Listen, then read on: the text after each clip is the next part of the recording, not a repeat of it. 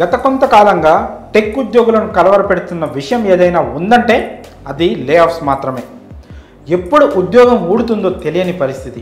ప్రపంచవ్యాప్తంగా ఉన్నటువంటి దిగ్గజ టెక్ కంపెనీలు, రీటైల్ సంస్థలు భారీ స్థాయిలో ఉద్యోగులను తొలగిస్తున్నాయి. టెక్ కంపెనీలో ఉద్యోగాలు కోరుకునే వారికి ఇదొక షాకింగ్ న్యూస్ అనే చెప్పాలి. టెక్ కంపెనీలో కొత్తగా రిక్రూట్మెంట్ లేకపోగా పైనుంచి లే ఆఫ్స్ కొనసాగుతుండడంతో ఉద్యోగుల్లో ఆందోళన నెలకొంది.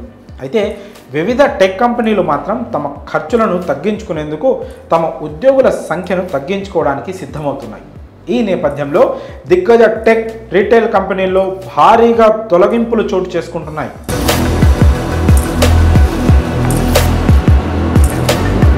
టిక్టాక్ తన అడ్వర్టైజింగ్ సేల్స్ యూనిట్లోని డజన్ల కొద్ది ఉద్యోగులను తొలగిస్తున్నట్లు తెలిపింది. సోషల్ మీడియా ప్లాట్ఫామ్ 60 మంది ఉద్యోగులను తొలగిస్తున్నట్లు కంపెనీ ప్రతినిధి ధృవీకరించారు.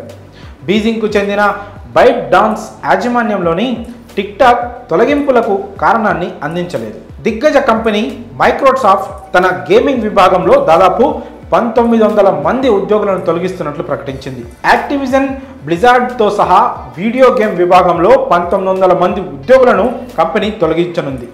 మైక్రోసాఫ్ట్ గతేడాది యాక్టివిజన్ బ్లిజార్డ్ను $68 మిలియన్ కొనుగోలు చేసింది. బ్లూంబెర్గ్ ప్రకారం Microsoft gaming chief fill Spencer తన సిబ్బందికి ఈమెయిల్ పంపారు. అందులో మైక్రోసాఫ్ట్లో పనిచేస్తున్న 22,000 మంది గేమింగ్ వర్కర్లలో 8% మంది తొలగిస్తున్నట్లు తెలిపారు. ఇక గూగుల్లో కూడా లే ఆఫ్స్ ఆగడం లేదు.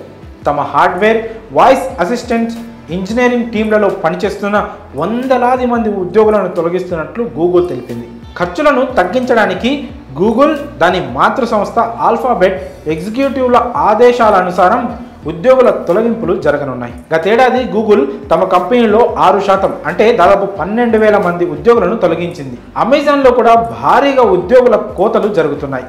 ఖర్చులను ఆదా చేసే ప్రయత్నంలో 500 కంటే ఎక్కువ మంది ఉద్యోగులను తొలగిస్తోంది company. Amazon Prime Video, Amazon MGM studio విభాగాల్లో పనిచేస్తున్న వారిని తొలగిస్తున్నట్లు ప్రకటించింది. మాకి దాని మొత్తం హెడ్ కౌంట్లో 3.5% మందిని తొలగిస్తోంది. ఐకానిక్ డిపార్ట్మెంట్ స్టోర్ ఆర్లింగ్టన్, వర్జీనియాలో 5 స్థానాలను కూడా మూసివేస్తోంది. ఆన్లైన్ రీటైల్ ఈబే దాదాపు 1000 మంది ఉద్యోగులకు ఉద్వాసన పలికింది. ఈమెయిల్ ద్వారా ఉద్యోగులకు ఈ విషయాన్ని తెలియజేసింది. వ్యయ నియంత్రణ చర్యల్లో భాగంగా ఈ లే ఆఫ్స్ ఉన్నాయని ప్రకటించింది.